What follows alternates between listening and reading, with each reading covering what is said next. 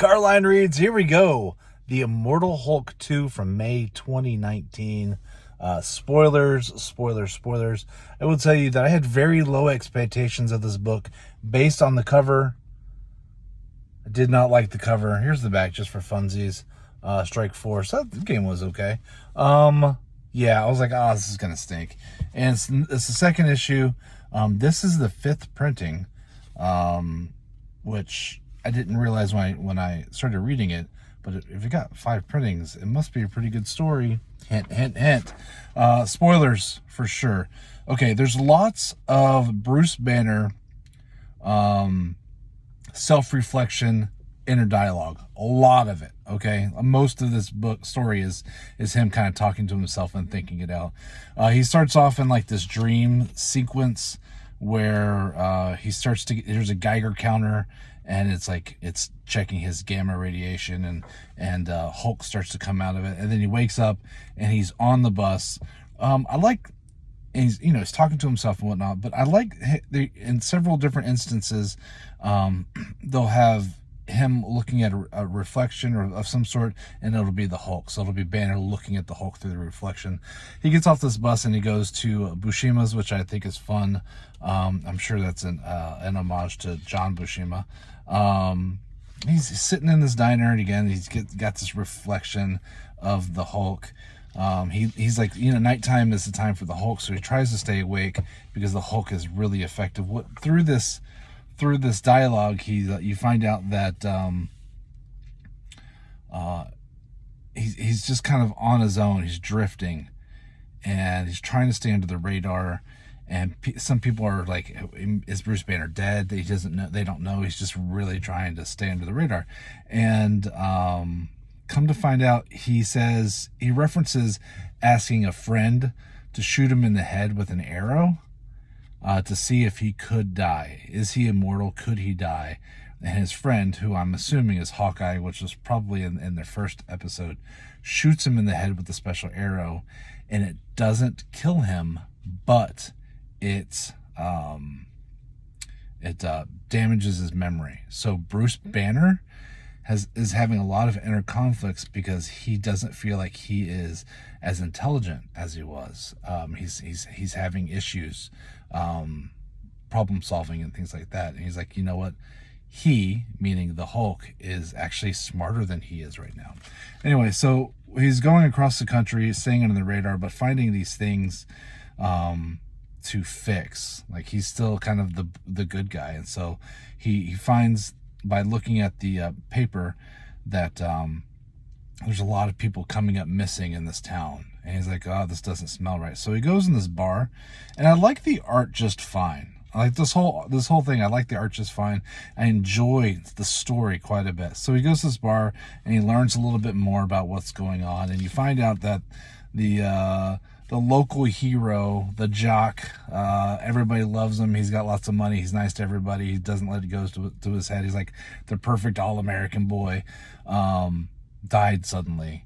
And then people keep dying, and they call it, they die of grief. So every time somebody goes there and they're sad, they end up dying, and then somebody else gets sad and they die. So he starts walking towards the graveyard to see what's going on. He's like, every story begins here. All the grief starts here, right? And he gets there and he's like, there's radiation here. It's a radioactive site. So people are going and getting sick and dying. So yes, they're grieving, but the symptoms are real because of their exposure. And he is patient 0 as far as we know. So he calls it in, and they're like, nah, we're not, we don't believe you.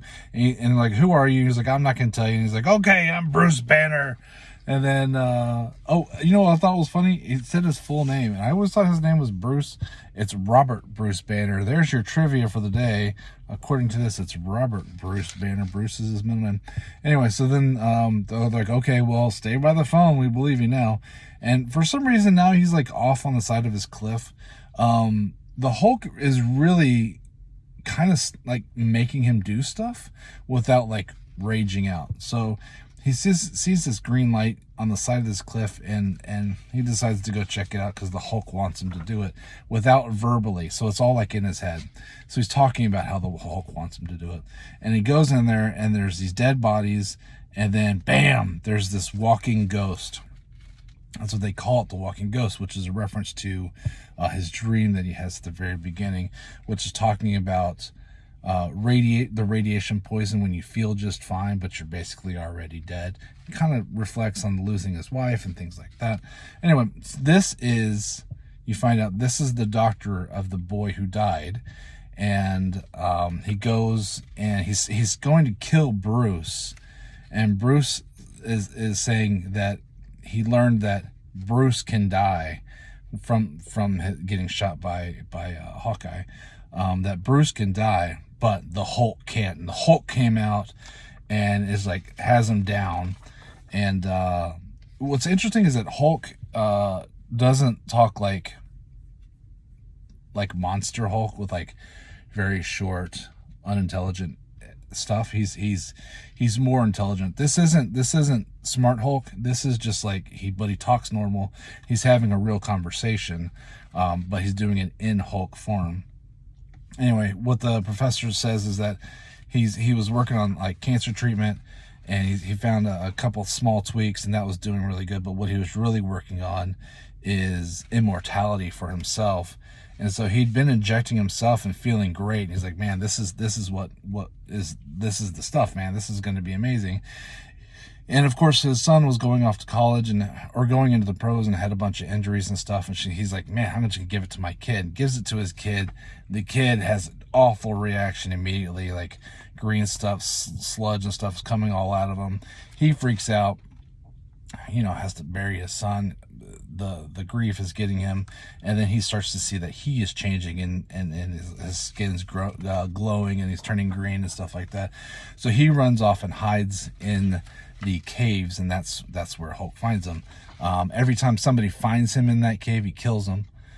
So that's why some of the people are showing up and missing. And then, of course, the people are getting sick because at that gravesite, when they go and visit the most beloved person in this small town, they are getting radiation poison. So Hulk buries him in this cave. He's immortal, right? This walking ghost is immortal as far as we know. He buries him in this cave so nobody else finds him, so he doesn't kill anybody else. The next kind of end of the scene is the people show up to go and take the radiation and stuff, and they're digging up the grave of the son, and then in it the son has also turned into the walking ghost, super radioactive, and is like, somebody kill me, please. So it's like, it says, please just let me die. The walking ghost. So I thought it was really a good story. I really, really enjoyed it. This really makes me want to get the first one and the one after that.